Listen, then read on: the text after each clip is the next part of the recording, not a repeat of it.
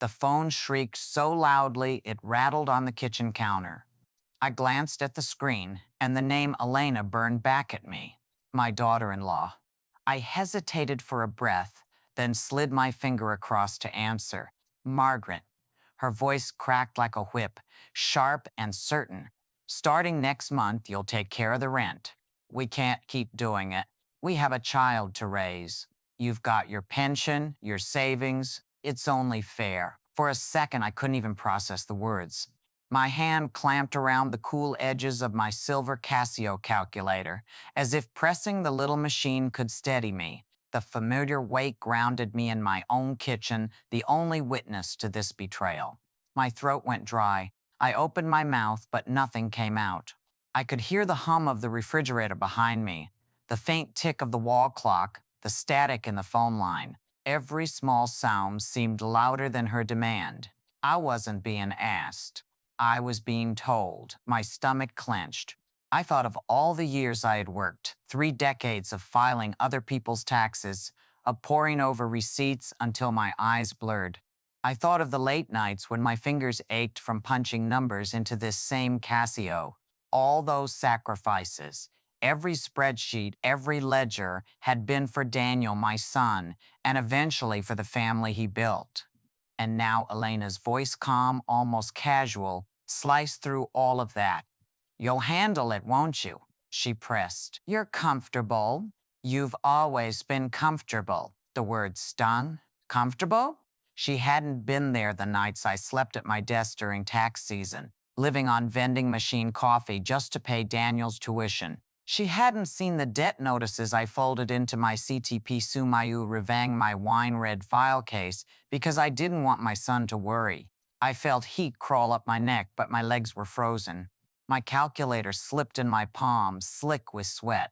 Elena kept talking, her voice syrupy now, like she was doing me a favor. It's the least you can do. Families should support each other. And Daniel already worked so hard.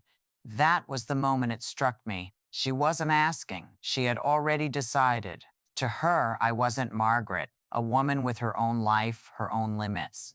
I was just the backup account, the safety net, the wallet. A wave of dizziness swept over me. I lowered myself into the kitchen chair, the wood cold under my thin nightgown. Through the window, the late afternoon sun looked pale, drained, like even the day was siding against me. I wanted to scream. Instead, I whispered into the phone, my voice barely audible even to myself. Elena, do you hear what you're asking? But she brushed past it, almost laughing. We're not asking, Margaret. We're telling you what's best for the family. The sentence landed heavier than a judge's gavel. I could hear my own pulse in my ears, a drum of disbelief and betrayal. My fingers drummed against the calculator buttons, tiny plastic clicks filling the silence between us. My mind was doing what it had been trained to do for years. Calculate. How much would that rent be? How many months could my savings stretch? What would be left for me? And underneath those numbers, another thought screamed louder. Is this what I've become to them? A bottomless purse? The hum of the refrigerator cut out as the motor stilled, leaving the kitchen eerily quiet. In that sudden silence, Elena's words echoed sharper, colder. At 67, after everything I had given, I never imagined my daughter-in-law would reduce me to a line item on their monthly budget. And yet here I was, phone pressed to my ear, hand clutching a calculator as though it were a weapon. I swallowed hard, feeling the bitterness rise in my chest. The betrayal was complete, raw, undeniable. At 67, I thought, I never expected my daughter-in-law to turn me into her unwilling financial sponsor. When Elena hung up that day, her words didn't just echo in my ears. They tore open decades of memories I had tried to fold away neatly, like receipts tucked into a file. I leaned back in my chair and stared at the ceiling. My life had been one long spreadsheet, a balance of sacrifices and numbers, of giving and subtracting until almost nothing was left for me. I was a tax accountant for 30 years. Not the glamorous kind who wore tailored suits and worked out of glass towers. No, I was the kind who took every seasonal contract I could find, who sat in cramped offices under buzzing fluorescent lights, who brewed pot after pot of bitter coffee to stay awake while double checking line items until midnight. During tax season, I practically lived at my desk. I'd wake up with my cheek pressed against stacks of forms, a pen still in my hand, the indent of numbers imprinted on my palm. My life was a cycle of deadlines. March to April was a blur of filings, extensions, and calls from frantic clients. My own meals came from vending machines. My own bills were paid late. But Daniel's tuition checks? They never bounced. I can still remember the first tuition bill that arrived. 38,000, a number that made me sweat, that looked bigger than the world itself. I sat at my kitchen table, tears streaming, calculator beeping as I tried to see how many years it would take me to cover it. Then I picked up another contract, another weekend shift, and I paid it every semester on time. Daniel graduated with a smile so wide it felt like sunlight on my tired face. That smile was my return on investment. I never regretted it until now. Then came his wedding. He wanted something special for Elena, something memorable. He had no savings, and Elena's family gave very little, so I withdrew from my retirement account, 12,500, enough to cover the reception, the flowers, the photographer. I remember writing the check and feeling proud. My son deserved joy. My daughter-in-law deserved to walk into a ballroom, not a rented hall. The day of the wedding, I wore a dress I bought secondhand, stitched at the waist to fit me. Elena's gown was silk, imported from Italy. She never knew where the money had come from. Maybe she didn't care. After the wedding, they wanted a place of their own. Daniel called one night, his voice sheepish. Mom, we found a condo, but the bank, they need a down payment. 20,000. I knew what he wasn't saying. He didn't have it. Neither did Elena. So I went to the bank, and for the first time in 20 years, I signed a loan in my own name. I used the money to put down their deposit. I remember sliding the documents into my wine-red file case, the one I always kept under my desk, where no one else touched it. That file case became the vault of my sacrifices. Tuition receipts, wedding invoices, mortgage papers. My whole life reduced to paper, bound in burgundy leather. Every time Daniel or Elena needed something, the file grew heavier. I carried it like a second spine, always bending but never breaking. And yet, I see it now. I was the one who taught them the file case was bottomless. I was the one who showed them the wallet never closed. Maybe that's why Elena never hesitated. She assumed, the way you assume the sun will rise, that I would pay. I still remember a small moment years before. She had come over to drop off Daniel's tax papers. She sat at my kitchen table, swirling her coffee, and laughed. You're so good at this, Margaret. Maybe one day you'll just sign all our forms for us. Save us the trouble. She said it like a joke, but her eyes didn't laugh. I brushed it off back then. I told myself she was young, careless with words. But now, when I replay that memory, it feels like a foreshadowing, like she was planting seeds, testing how far she could push me. I think of that night often, how the light from the lamp fell across her manicured nails tapping the table, her tone too smooth, her smile just a little too sharp.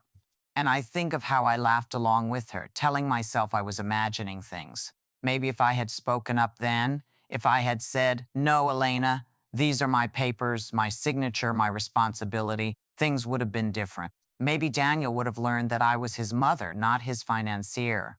But I didn't. I laughed, I filed the papers, and I kept my silence. So yes, when Elena called me last week and told me I would take over their rent, I shouldn't have been surprised. I built this expectation brick by brick, check by check. Still, knowing that doesn't make the sting any less. Because beneath all the numbers, all the careful records and sacrifices, there is a woman who wanted one simple thing, to be loved, not used. And yet, I fear I've blurred that line so much that even my own son cannot tell the difference anymore. I close my eyes, press my palm against the cool surface of the wine-red file case at my feet. Its weight has become unbearable. Perhaps, I whisper to myself, I am the one who taught them that my wallet would always be open. After I hung up the phone with Elena, I sat in silence. The kitchen felt colder than usual. Though the oven was still warm from dinner, my hand shook as I reached for the wine-red file case at my feet. The clasp clicked open, sharp in the quiet. I pulled out my bank statement, unfolded it, and stared at the rows of numbers. The balance glared back at me in neat black ink, but to me, it bled red. Each digit looked like it was dripping, draining me. Every dollar that should have been mine was already marked for them. My eyes blurred. For a moment, the numbers swam, and I whispered to myself, is this money meant to keep me alive or to keep them afloat? I gripped the edge of the paper, my knuckles white.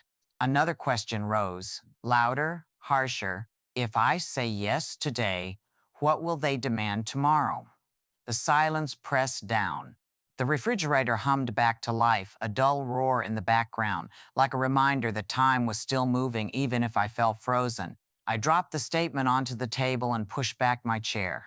My legs felt heavy, as though I were wading through water, but I made myself walk to the phone. For 30 years, I had answered Daniel's calls with a yes. Yes to tuition, yes to the wedding, yes to the down payment. Every yes had been a stone added to the pile on my back. Now the pile threatened to crush me. But this rent demand was the stone that broke me. I dialed the bank. My voice trembled at first when the operator answered, but by the time she asked me to confirm my identity, something inside me steadied. Yes, I said firmly, reciting my account number. The young woman on the line had no idea she was witnessing a revolution. To her, it was just routine. To me, it was life or death. I need to cancel all automatic transfers to my son, Daniel. Understood, ma'am, she replied. I could hear her typing, the quick staccato of keys. And remove his name as an authorized user on my credit card, I added. My throat tightened, but my words were clear. Of course. One moment, please. I held my breath. My heart hammered against my ribs, each beat screaming, you're doing it. You're cutting the cord. The operator returned. That's been taken care of. Anything else I can do for you today? I swallowed hard. No, that's all. When I hung up, I realized my hands weren't shaking anymore. I looked back at the bank statement lying on the table. The numbers hadn't changed, but something inside me had. For the first time in years, I felt, not rich, but sovereign, in control. I closed the wine-red file case slowly, sliding the papers back inside, pressing down the clasp with a snap that echoed like finality. I leaned back in my chair and let the quiet fill me. My breathing slowed, steady now. I thought about what this meant. It wasn't just money, it was my dignity. It was my right to live without being drained dry. If I had continued, I would have been signing away the last years of my life. Daniel and Elena would be furious. I knew that, but fury was better than dependence. Their anger couldn't kill me. Their demands could. I traced the surface of my Casio calculator with one finger, the same one I had clutched when Elena called. For years, it had been my tool, my lifeline, my weapon against chaos. Tonight, it bore witness to something else, my rebellion. I whispered aloud, as if declaring it to the empty kitchen, no more. My voice didn't sound weak anymore. It sounded final. For decades, my life had been an open ledger, one that Daniel and Elena filled in without hesitation. Now I was closing it. I wasn't just cutting off payments. I was rewriting the story. And as I snapped off the kitchen light and headed to bed, I said it again, more certain this time, I am closing the books this time, the books of my own life. I knew it wouldn't take long. 3 days after I cut Daniel off, there was a pounding at my front door, so loud it rattled the picture frames on the hallway wall. I didn't need to look through the peephole. Only Daniel knocked like that. Only he had that mixture of anger and entitlement in his fists. I opened the door slowly, as though bracing myself for a storm. And there he was. My son, his jaw tight, his shoulders rigid, Elena just behind him with her arms crossed like a queen about to issue a decree. Daniel didn't bother with hello. His voice cracked like thunder the second the door swung open. Mom, how could you do this? How could you just cut us off? You're being cruel. We have a baby, for God's sake. His words hit me like a slap. Cruel? Me? After decades of carrying him, after 3 decades of saying yes? I steadied myself against the doorframe. My voice came out calm, sharper than I intended. Daniel, you of all people know a negative number doesn't magically turn positive. My budget is no different. If I keep giving, I'll go under. Elena stepped forward, her heels clicking against my hardwood floor. She carried a folder in her manicured hand, her expression smooth, almost smug. Without asking, she crossed into my kitchen and spread the papers across my table. Then let's make it simple, she said coolly. Sign this. You'll be our guarantor.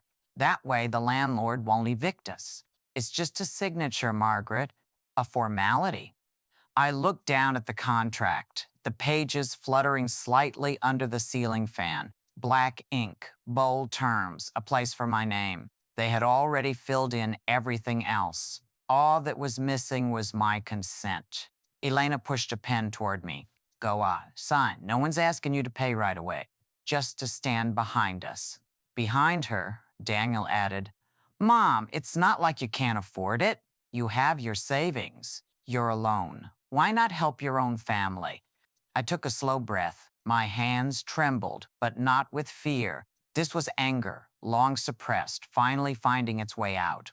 I crossed the kitchen to the corner, bent down, and pulled out my wine-red file case. The leather was worn smooth from years of use. I placed it carefully on the table beside Elena's contract. The snap of the clasp sounded louder than her words. She raised an eyebrow, confused. I opened the case and drew out a single folder. Deeds, receipts, papers with official seals. I slid them across the table, right over her contract. I don't need to sign your lease, I said, my voice steady now, because I already bought the apartment. The room fell into silence. Elena blinked, as if I had spoken a foreign language. Daniel's mouth opened, closed, then opened again, no words coming out. Finally, Elena found her voice, sharp as glass. What did you say? I met her eyes, unflinching. The condo you're living in, it belongs to me now. I purchased it last week. The papers are right there. Daniel's face turned pale, then flushed crimson. You? What? You bought it? Why? Why would you do that? To protect myself, I replied. To stop being the endless guarantor, the backup plan, the invisible wallet you both rely on. From this moment forward, if you want to live there, you'll pay rent. To me. Elena's voice rose, shrill and furious. So you've turned into our landlord? That's disgusting, Margaret. Who does that to their own son? I straightened my back, feeling taller than I had in years. A woman who's had enough. A woman who refuses to be used anymore. Daniel slammed his fist on the table, rattling both her contract and my file case. You're punishing us. You're supposed to help family. That's what mothers do. The word stabbed me, but I didn't flinch. No, Daniel. Mothers raise their children, love them, give them the tools to build their own lives. I did all that and more. But what you're asking isn't love. It's extortion. He shook his head, pacing. You don't understand, we're drowning. And I nearly drowned for decades keeping you afloat, I cut in. But not anymore. Elena snatched up the contract, crumpling it in her fist. Her voice dripped with venom. Fine. You think this makes you strong? You think buying that apartment gives you power over us? You'll regret this, Margaret. We'll fight you on it. I closed the file case with a sharp click and pulled it back toward me. Do what you need to. Understand this. I am not your guarantor. I am not your sponsor. I am not your endless lifeline. I stood, my hands steady, my voice unwavering. I am no longer the guarantor. I am the landlord. The words hung in the kitchen, heavier than any gavel, more final than any signature. Daniel stared at me, his face a mixture of rage and something else. Was it shame? Before he turned toward the door. Elena stormed past him, heels striking the floor like gunshots. The door slammed shut, rattling the frame. The house shook, but I did not.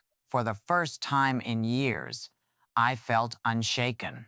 I sat down again at the kitchen table, my wine-red file case beside me. I placed my hand on it gently, as though sealing the past inside. And in the silence that followed, I realized something profound. This confrontation hadn't broken me. It had set me free. I had thought the confrontation in my kitchen was the climax, the worst it could get. I was wrong. It was only the beginning. 2 days later, my phone began to buzz incessantly. Not just Daniel this time. Cousins, aunts, even old friends I hadn't spoken to in years.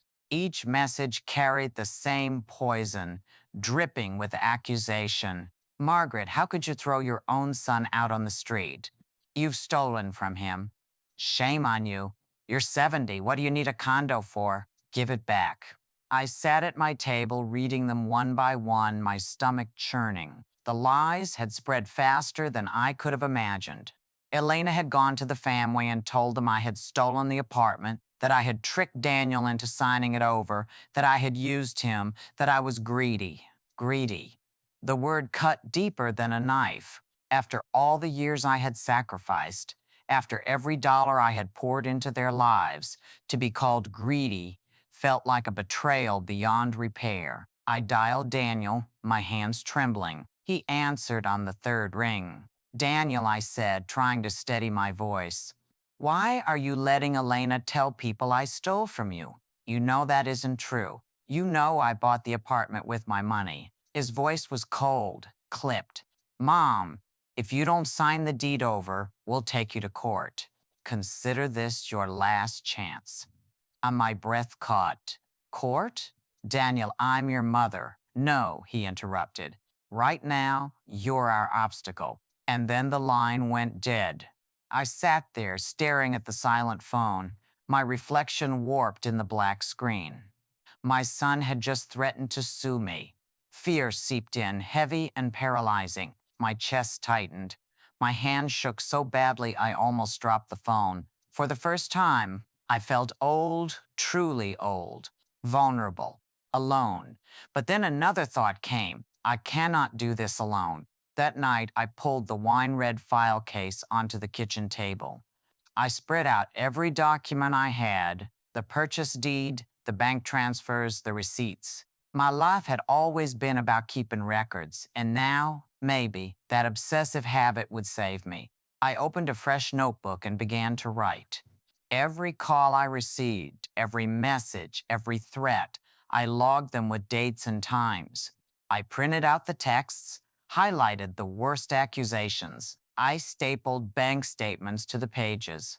The notebook grew heavier with each passing day, but unlike before, this weight didn't crush me.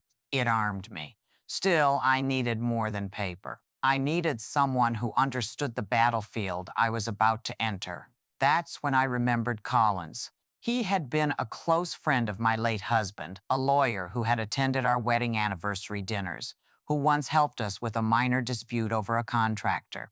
I hadn't spoken to him in years, but I found his number in an old address book. My hand shook as I dialed. Margaret? His voice was older, rougher, but still warm. It's been ages. I swallowed the lump in my throat. Collins, I need help. It's Daniel and Elena. They're threatening to sue me. They're saying I stole their condo. A pause. Then a low, steady reply. Tell me everything. For the next half hour, I poured it all out. The rent demand, my purchase of the condo, their threats, the accusations. He didn't interrupt. He just listened. The way a good lawyer listens, the way a good friend listens. Finally, he said, you did the right thing by calling me. Don't worry, Margaret. We'll prepare. Keep every document, every message. I'll come by tomorrow to look through it all. When I hung up, relief washed over me. For the first time in weeks, I felt less alone. The next morning, I was bent over my printer, pulling out fresh copies of emails when there was a knock at the door. Not Daniel this time, a gentler knock, steady, almost musical. I opened it to find Linda, my neighbor from across the hall, holding a warm pie dish. The smell of cinnamon and butter drifted into my apartment. I heard shouting the other day, she said softly. I didn't want to pry, but I'm worried about you. So I baked you an apple pie. It's my mother's recipe. I thought you could use something sweet. The gesture undid me. My eyes filled with tears before I could stop them. Oh, Linda, I whispered, taking the pie. You don't know what this means to me. She stepped inside, set the dish down, and touched my arm gently. I don't know all the details, but I know this. You are not the villain here. If they try to drag you through the mud, I'll stand beside you. I'll testify if it comes to that. Her words lit a flame inside me. After so many days of hearing only accusations, her kindness felt like sunlight breaking through clouds. That night, as I ate a slice of pie at my kitchen table, my file case opened beside me, I realized something. Elena's lies might be loud, but the truth was louder. And I was not without allies. Yes, I was afraid. Yes, the thought of stepping into a courtroom terrified me. But I had my documents. I had my notebook. I had Collins. I had Linda. Most importantly, I had myself finally willing to stand up. Elena could smear my name. Daniel could threaten lawsuits. The whole family could call me greedy. But the truth was here, in my hands, stamped with signatures and dates, sealed in burgundy leather. And I would not let anyone take it from me. It happened on a Sunday evening. Daniel had stopped by unexpectedly. He claimed he wanted to talk things through, but his visit was brief, nervous. He paced the living room, avoided my eyes, and left in a rush, his bag slung carelessly over his shoulder. When the door shut behind him, I noticed something. A folder had slipped halfway out of his bag and fallen to the floor. I bent down to pick it up, intending to return it. But when I saw my name typed on the first page, my hands froze. It was a Form 2848, Power of Attorney for Tax Matters. My name, my social security number, and at the bottom, my signature. Only it wasn't mine. The curve of the M was distorted, pixelated. The slant of the letters was all wrong. It was a scan, stretched and warped, pasted like a child's sloppy collage. My heart hammered, each beat echoing in my ears. My breath caught in my throat. For a moment, the room tilted around me, the walls closing in. I sank into the nearest chair, clutching the paper. My fingers trembled so violently, the page crackled like fire. Daniel, my Daniel, had forged my signature. They hadn't just lied to the family. They hadn't just threatened lawsuits. They had crossed into criminal territory. I pressed the page flat on the table, staring at the jagged edges of the fake signature. And then, slowly, something inside me shifted. The fear that had ruled me for weeks began to drain away, replaced by a cold, clear certainty. They've gone too far, I whispered to the empty room. And now I have the truth in my hands. The panic in my chest eased. My breathing slowed. My eyes.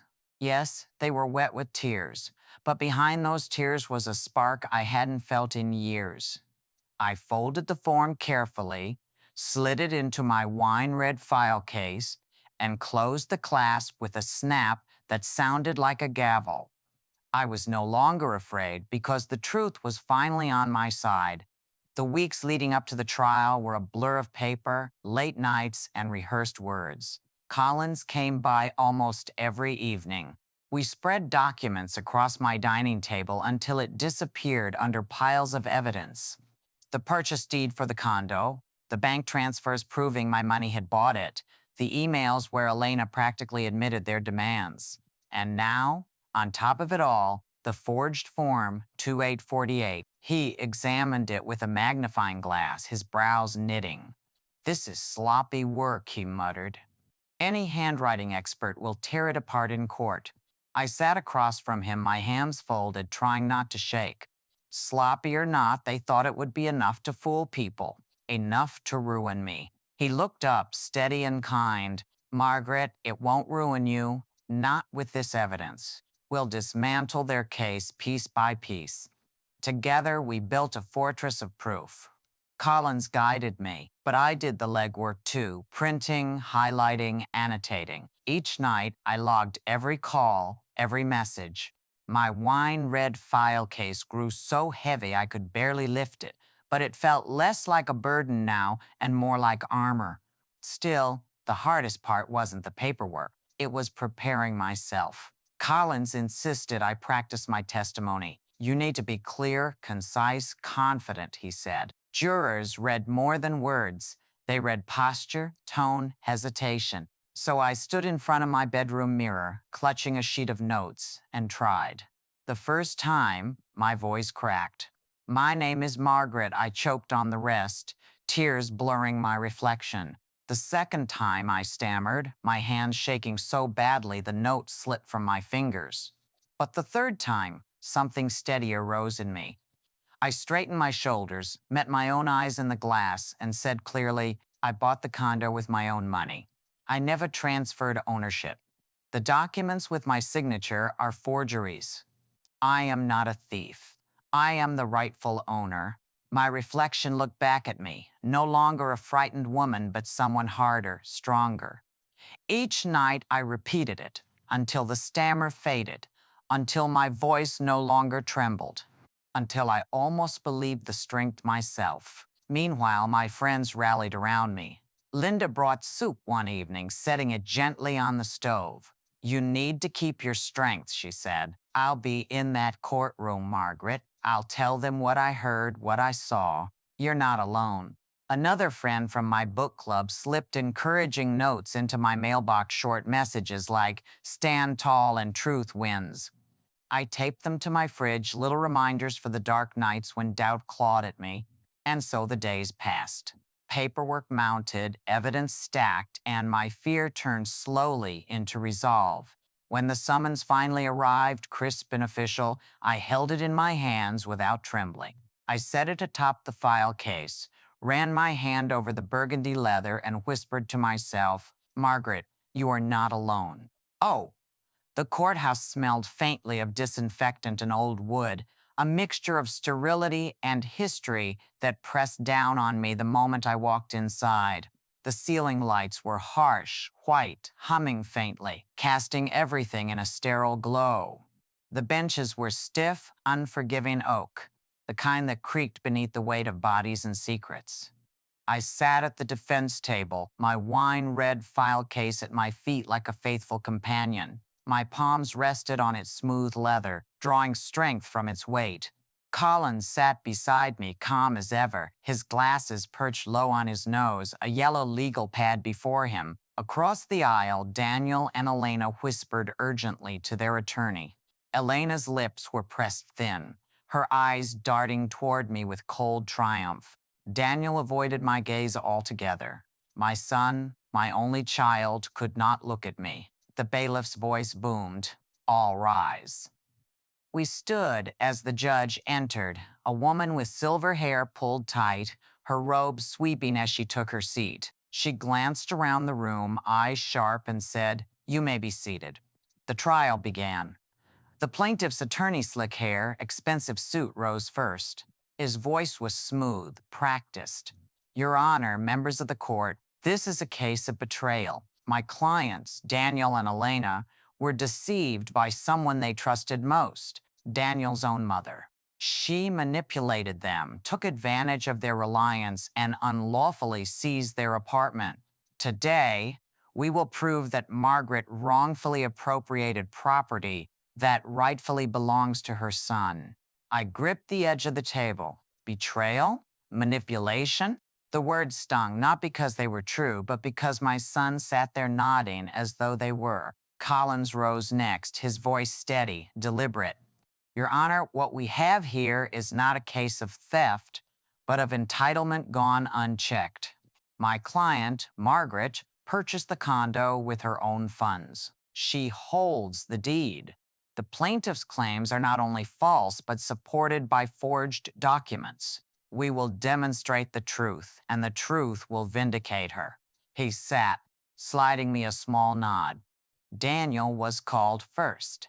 My heart twisted as he walked to the stand, swearing the oath with a hand that once clung to mine as a child. He looked older, harder, yet in that moment he seemed small. The plaintiff's attorney guided him gently, almost tenderly. Daniel, can you tell the court how your mother came to control the apartment? Daniel swallowed. We were renting. The lease was under my name. But then she stepped in. She said she'd help, but instead she took ownership behind our backs. She tricked us. His words pierced deeper than any knife. Trick? Behind their backs? I wanted to stand and shout, "That's not true." But I stayed silent, gripping Collins's sleeve. Then came Elena. She took the stand like an actress, every gesture calculated. Margaret always had control over us, she said, voice trembling with false vulnerability. She wanted us dependent. She told us she'd take care of the rent, then suddenly claimed she bought the place. She made us feel like tenants in our own home. Her lawyer held up a paper, the forged form, 248. And what about this document? Elena nodded solemnly. She gave Daniel this. Said it would make things easier for taxes. She signed it herself. I bit the inside of my cheek until I tasted blood. My own son sat there as his wife presented a forgery, and he didn't flinch. When it was Collins's turn, his calm was unshakable. He stood, buttoning his jacket, and said, "Let's talk about evidence." He displayed the purchase deed, crisp and official, with my name as sole owner. Dated, notarized, filed. Paid in full from Margaret's account. No joint ownership, no transfer. Next, he brought out the bank records, showing the wire from my account to the seller. He highlighted the dates, the amounts, the correspondence. Then he held up the infamous Form 2848. He walked it slowly to the judge. Your Honor, this is the plaintiff's supposed proof. A document they claim was signed by my client. But notice the distortion of the signature, the pixelation.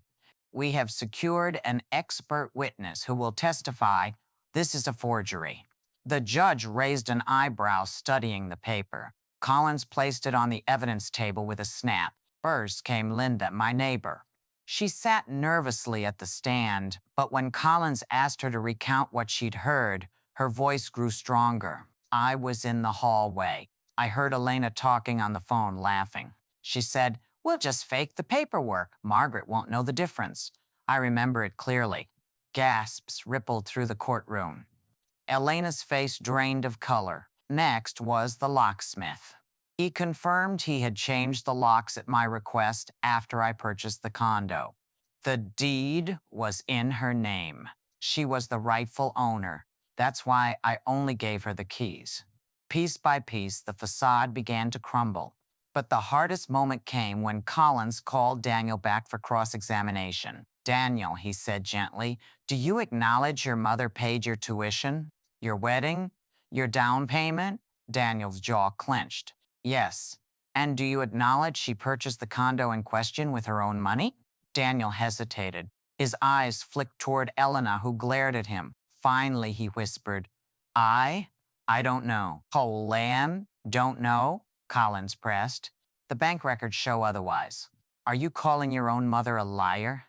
Daniel looked down, refusing to answer. My heart ached. This was my son, the boy I once rocked to sleep, reduced to silence by shame or fear. At last, Collins called me. My legs felt heavy as I walked to the stand, but my voice, when I swore the oath, was steady. He asked me simple questions first. My name, my age, my profession. Then he asked why I bought the condo. I took a breath, looked straight at the judge, and spoke. I bought the condo to protect myself. For years, I supported my son and his wife. Tuition, wedding, down payment. I gave until I had nothing left for me. When they demanded I pay their rent, I realized if I said yes again, I would lose the rest of my life. So I purchased the condo in my own name, legally, fully, with my own money. I turned then deliberately to face Daniel. My voice did not waver. I am not a walking wallet. I am not an endless account. I am a taxpayer of my own life, and I have the right to live the years I have left in peace. The courtroom was silent.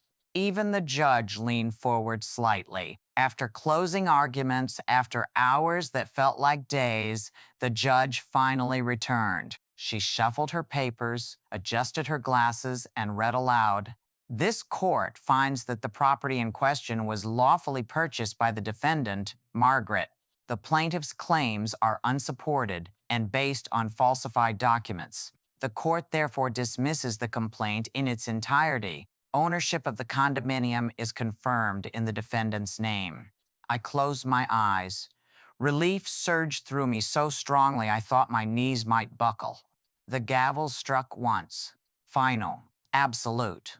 Elena stormed out, her heels clattering like gunfire against the tiles. Daniel lingered, his eyes briefly meeting mine. For a flicker of a moment, I thought I saw regret, but then he looked away and followed her. Collins placed a steady hand on my shoulder. It's over, Margaret. You won.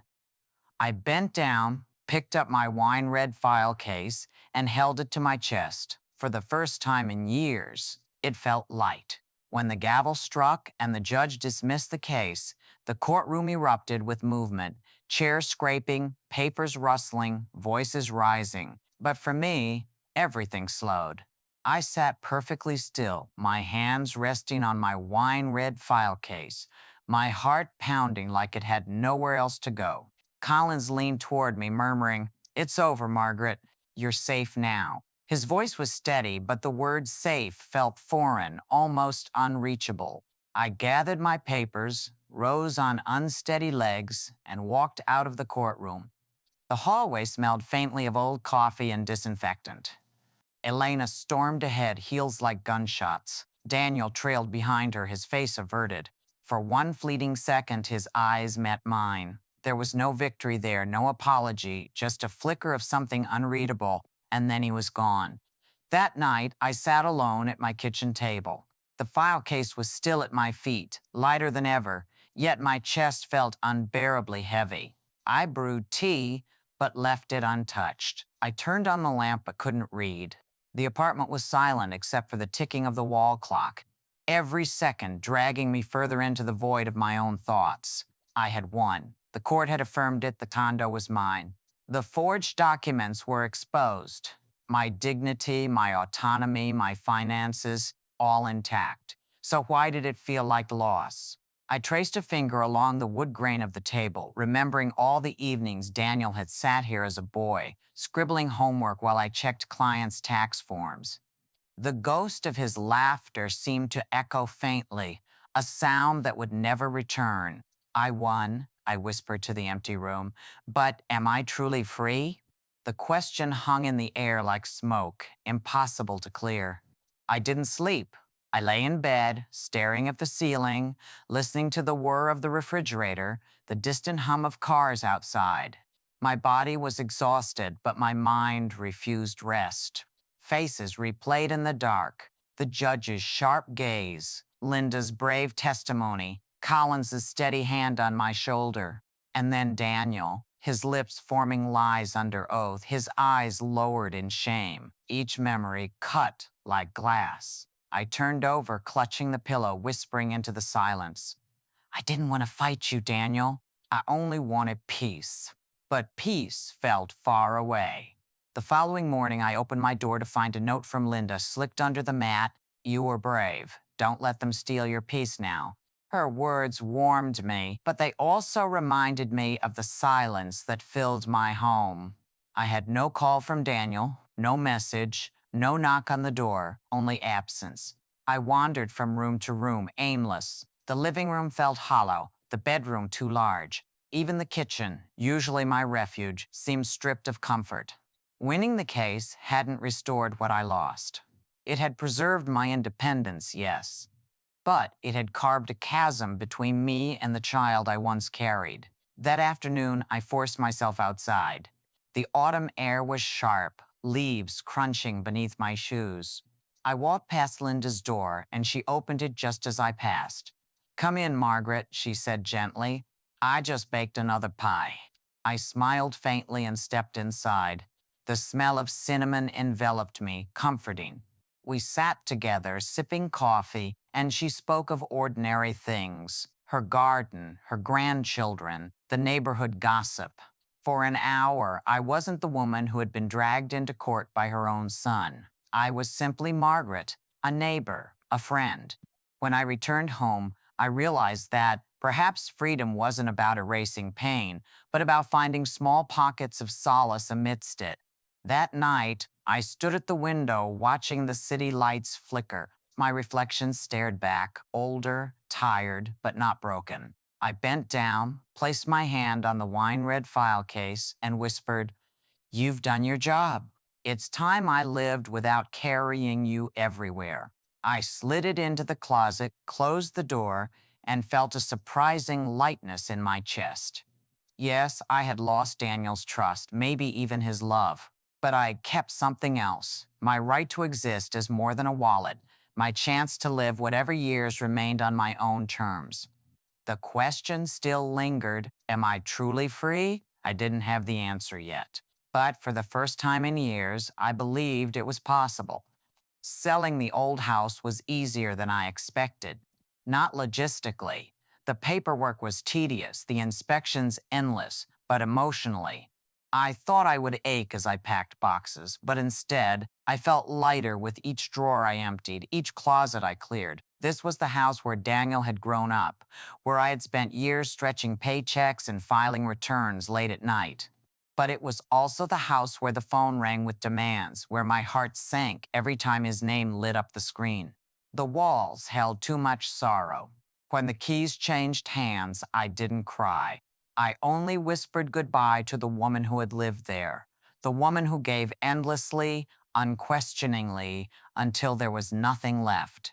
She wasn't coming with me. I moved into a small apartment by the Mediterranean coast. Nothing grand, just 2 rooms and a balcony that overlooked the sea. But for me, it was palatial. The first morning, I woke to the sound of gulls instead of the buzzing of my phone. Salt air drifted through the window. The horizon stretched endless and blue, unclaimed, like a blank page. I bought a second-hand easel from a local shop and enrolled in a painting class. My hands, once cramped from pressing calculator buttons, now learned the slow grace of brushes gliding across canvas.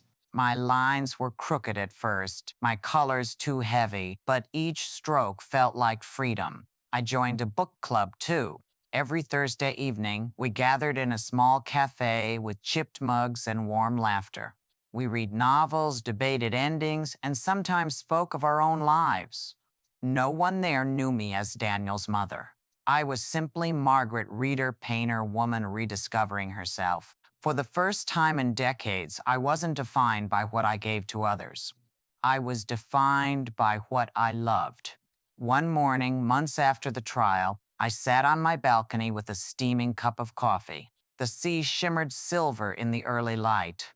A breeze stirred the little wind chime I had hung by the railing, and its delicate notes danced through the air. I closed my eyes and let the sound wash over me.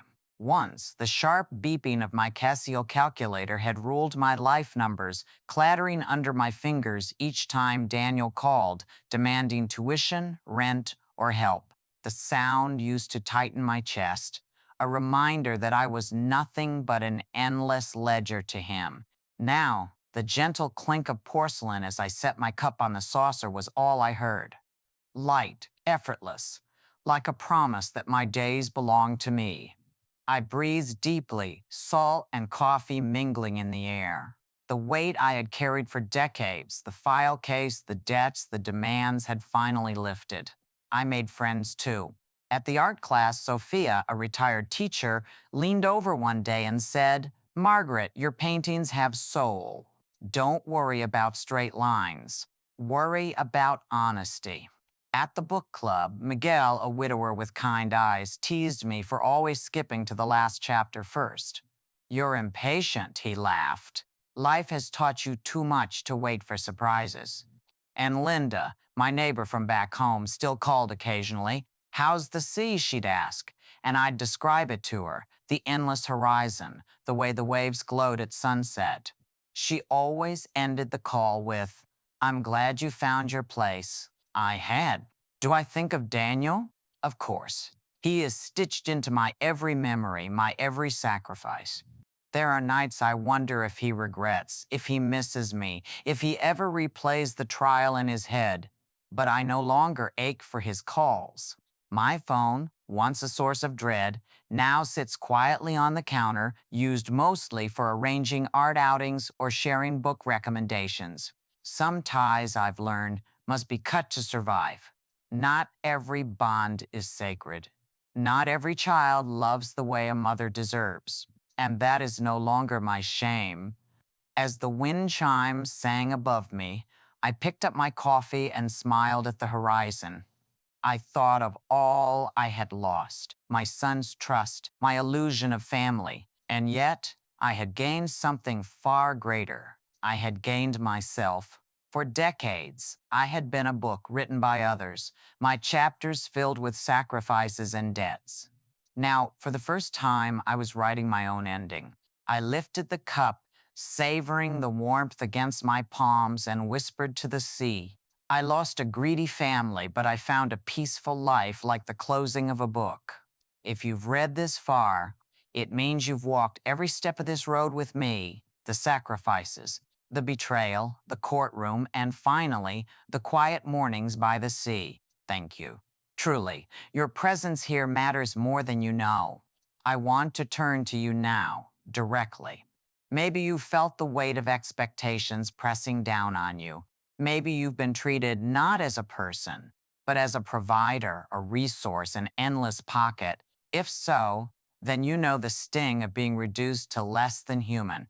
So let me ask you, if one day your own family turned their backs on you, would you stay silent or would you stand up? It is not an easy question.